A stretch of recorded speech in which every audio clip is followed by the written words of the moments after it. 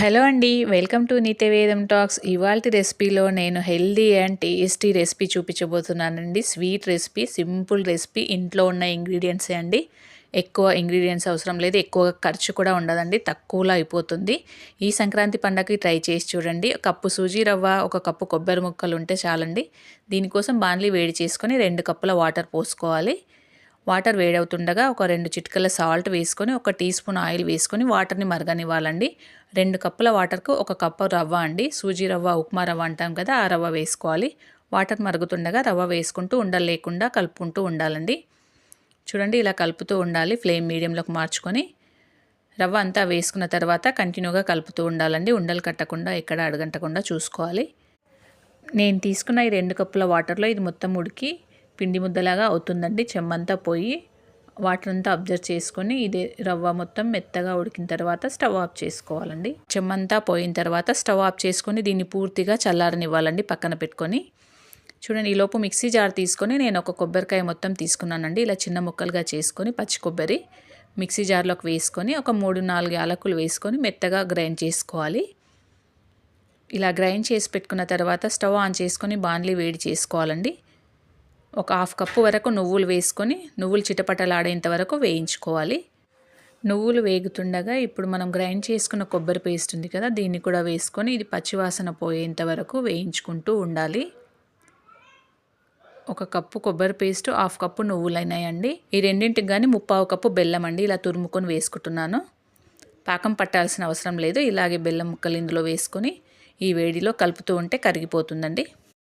చూడండి, ఇలా కలుపుతూ ఉండాలి. అప్పుడు బెల్లం ఉండలు ఉన్నాయి కదా, అవి కూడా కరిగిపోతాయి. మీడియం ఫ్లేమ్లో కలుపుతూ ఉండండి అడుగంటకుండా. ఆ తర్వాత ఒక 5-6 బాదాంలండి సన్నగా ఇలా కట్ చేసి వేసుకున్నాను. ఇంకా వేరే డ్రై ఫ్రూట్స్ ఏవైనా యాడ్ చేసుకోవచ్చు మనకు నచ్చినవి. చూడండి, మొత్తం కరిగిన తర్వాత ఇలా పేస్ట్ లాగా ముద్దలాగా అవుతుందండి. ఇప్పుడు స్టవ్ ఆఫ్ చేసుకొని వేరే ప్లేట్లోకి ట్రాన్స్ఫర్ చేసుకున్నాను కొబ్బరి పేస్ట్ని.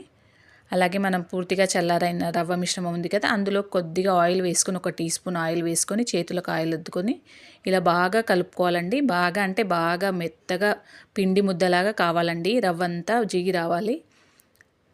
ఇలా బాగా ఒత్తుకుంటూ కలుపుకోవాలి. ఒక 2-3 నిమిషాలు బాగా కలుపుకుంటే చూడండి ఇలా సాఫ్ట్గా పిండి ముద్దలాగా అవుతుందండి.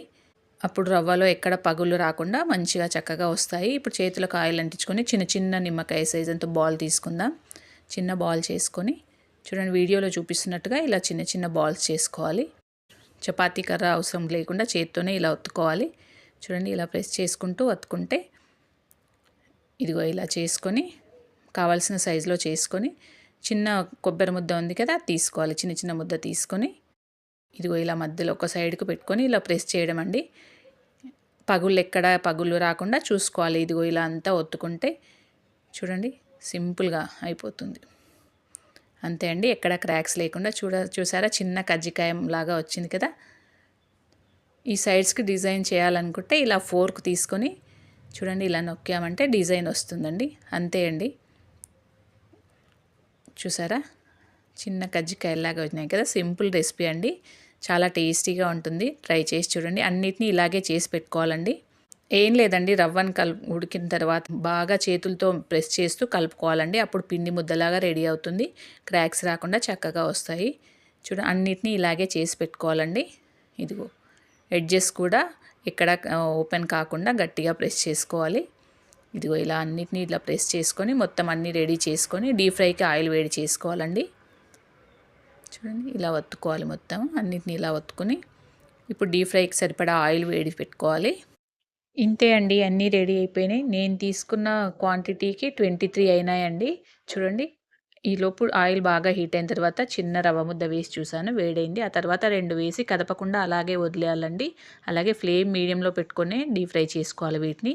ఇవి కొద్దిగా వేగిన తర్వాత చూడండి రెండో వైపు టర్న్ చేసుకొని లైట్ గోల్డెన్ బ్రౌన్ కలర్ వచ్చేంత వరకు మీడియం ఫ్లేమ్లో వేయించుకుంటే సరిపోతుందండి. అంతే అండి, ఎంతో రుచికరమైన సుజీ రవ్వ కొబ్బరి స్వీట్ రెడీ అండి. నచ్చితే మీరు ఈ సంక్రాంతికి ట్రై చేసి కామెంట్ చేసి చెప్పండి మీకు ఎలా కుదిరిందో. నచ్చితే లైక్ చేయండి, షేర్ చేయండి, సబ్స్క్రైబ్ చేసుకోండి. Thank you for watching.